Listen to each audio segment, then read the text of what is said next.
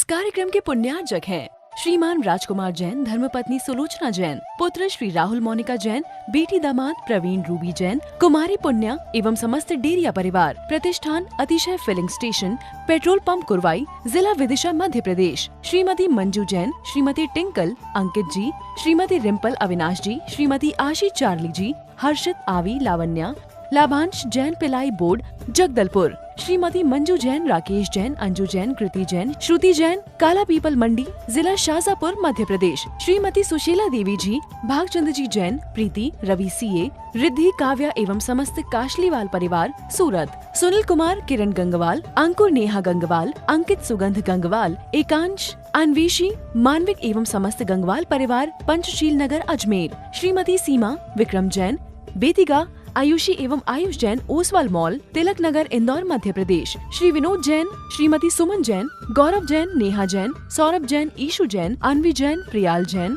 अयांश जैन, अरहत जैन, श्रीमती अनीता, सनत कुमार शिक्षक, रविंद्र मोहन एवं रजत कुमार जी, समस्त परिवार, पठारी, विदिशा, मध्य प्रदेश।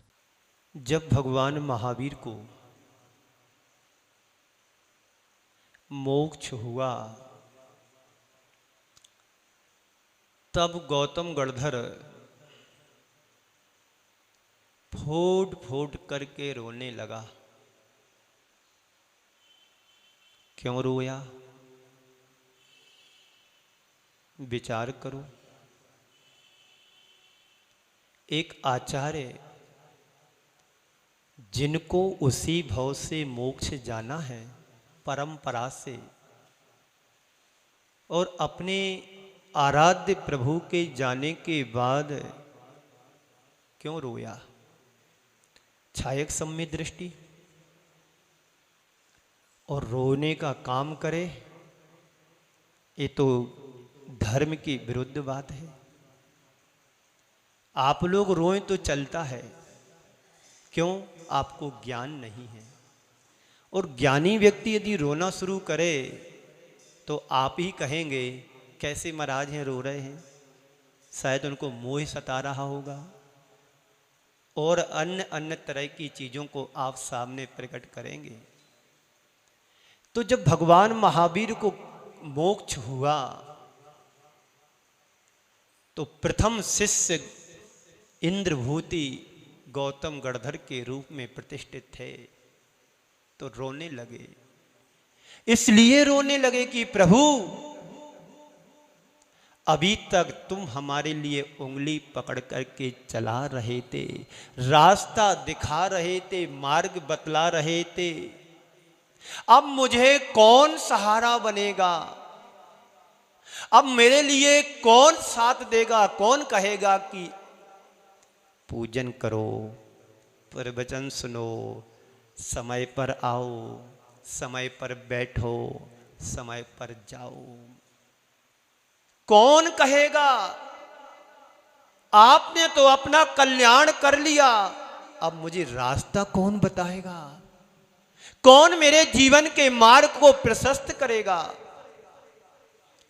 इसलिए नहीं रोए वो गौतम गणधर कि हमारे गुरु थे सो इसलिए रो रहे। नहीं, अब मुझे मार्गदर्शन कौन देगा मेरे जीवन के लिए, और मेरे जैसे अनेक लोगों को मार्ग कौन बतलाएगा? हम अनाथ हो गए। काश तुम अनाथ और सनाथ के अंतर को जान पाते। हमने अनाथ और सनाथ के भेद को समझा नहीं, प्रभु के गुणगान को समझा नहीं, गुरु की बात को पहचाना नहीं। जिस दिन तुम अनाथ और सनाथ के अंतर को समझ लोगे तो संसार के सब व्यक्ति अनाथ ही हैं। क्यों? मेरे बीच से गुरु मेरे चले गए, अब मैं किससे सहारा लूंगा? किसकी बात मानूंगा? क्या निर्देश कौन मुझे देगा? कौन मुझे बताएगा कि यहां जाना है, वहां जाना है, ये काम करना है, एक पंच कल्याणक कराना, ये उपदेश देना? बात यहां पर चल रही है 6 आवश्यकों की। देव पूजा, गुरु उपास्ति, स्वाध्याय, संयम, तपः, दानम चेती ग्रस्ताणाम षट कर्माणि दिने दिने दिने दिने दिने। रात में, दोपहर में, आज की पूजा कर लेंगे।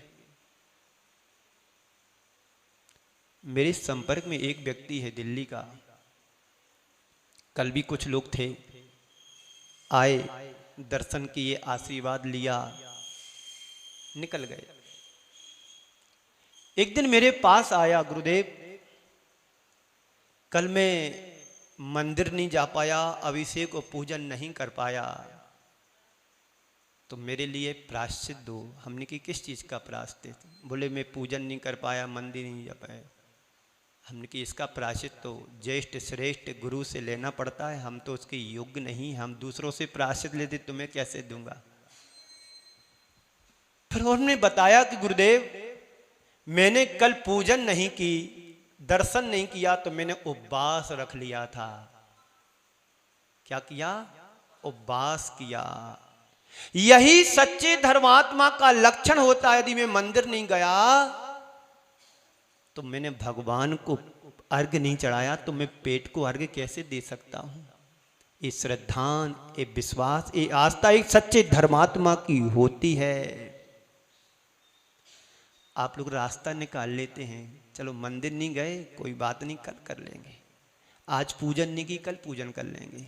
आज प्रवचन नहीं सुना, कल सुन लेंगे।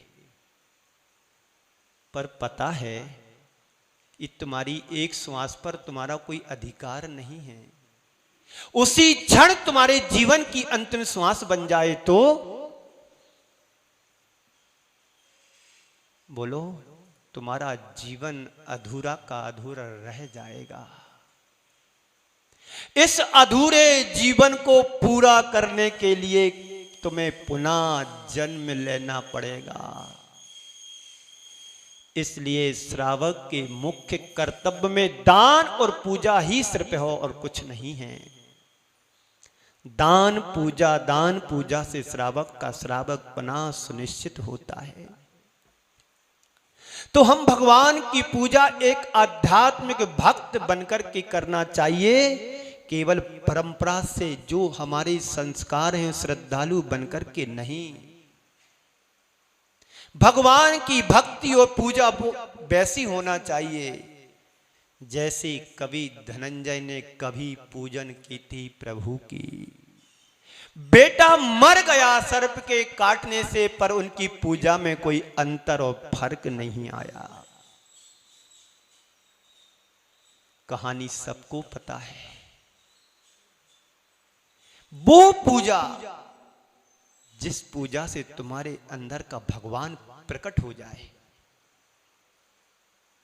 ये पूजा तो तुम परंपरा से बरसों से करते आ रहे हैं कि मुझे पूजन करना है, और पूजन सिर्फ इस थाली की द्रव्य इस थाली में रखना है। उसमें और चीजें भी, मिर्च मसाला भी जुड़ जाते हैं, आपस के संवाद भी हो जाते हैं। नहीं, पूजन हो तुम्हारी अंतर आत्मा में परिवर्तन ला दे, वही पूजा, वही सारी भक्ति सही भक्ति मानी जाती है कि तुम्हारे हृदय के कर्म धुल जाए, मैल धुल जाए।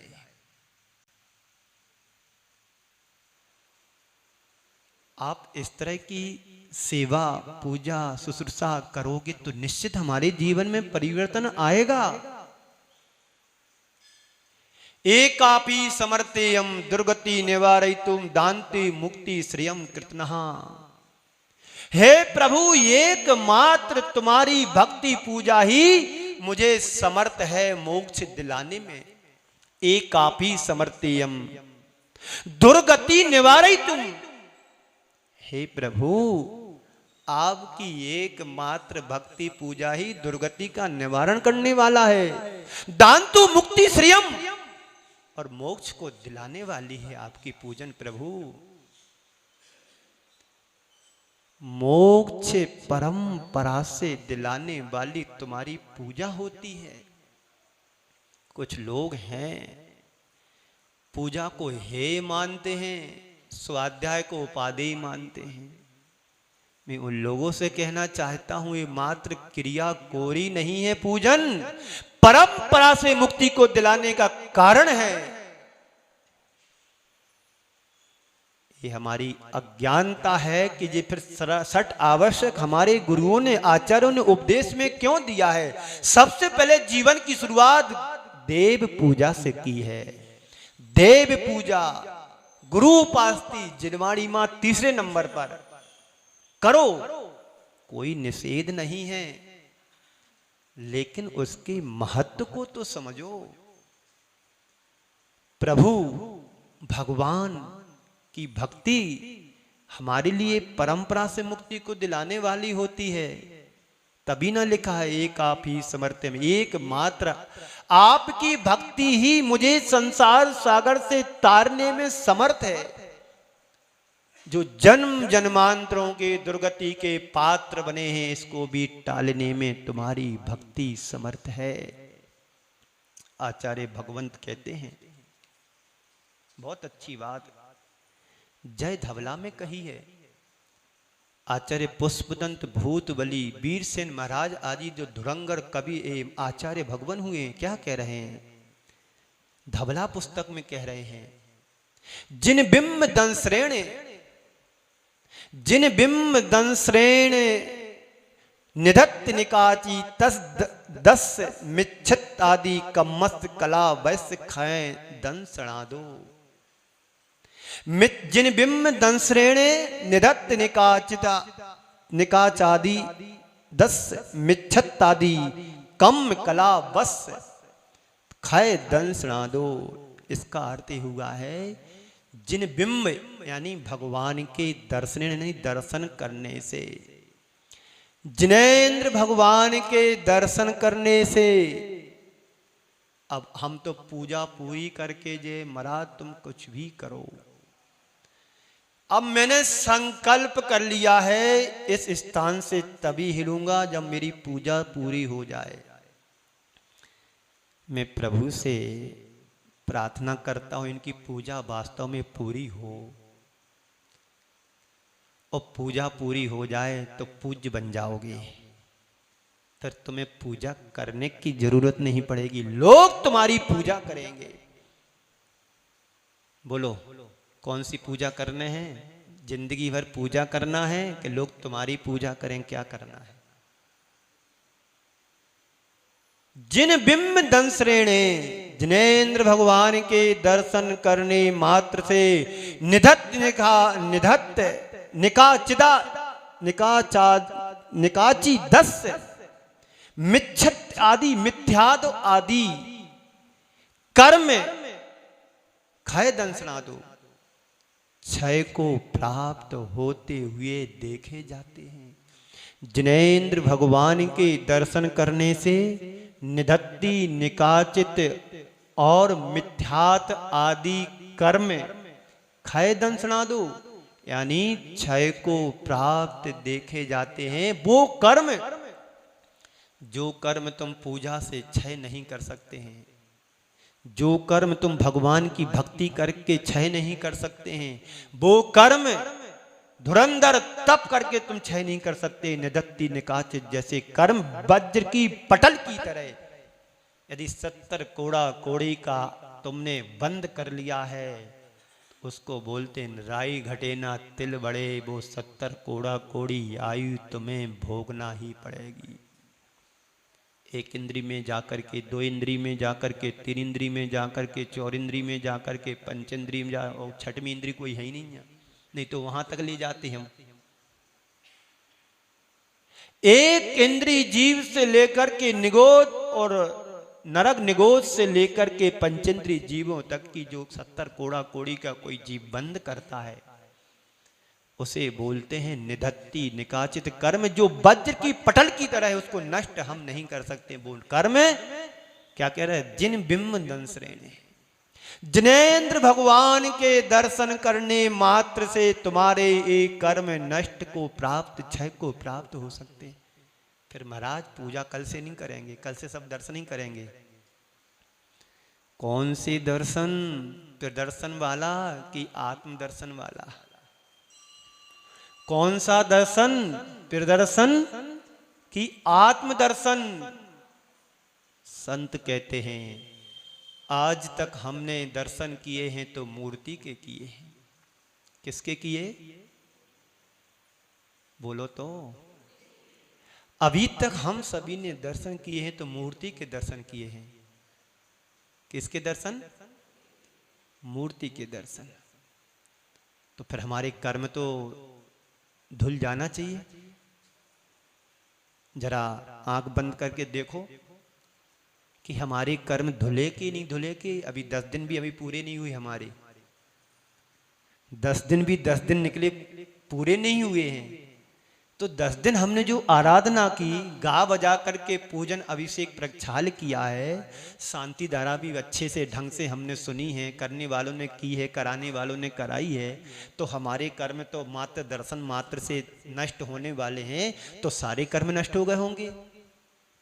जरा मन से पूछो कि हमारे कर्म क्षय को प्राप्त क्यों नहीं हो रहे? प्रश्न है। गलती दर्शन की नहीं है, दर्शन देने वालों की नहीं है, दर्शन करने वालों की है कमी, दुर्बलता है, कमी कमजोरी है हमारे दर्शन करने की। जिस दिन तुम दर्शन मूर्ति के नहीं मूर्ति मान के करोगे, तुम्हारा कल्याण उसी भाव में हो जाएगा।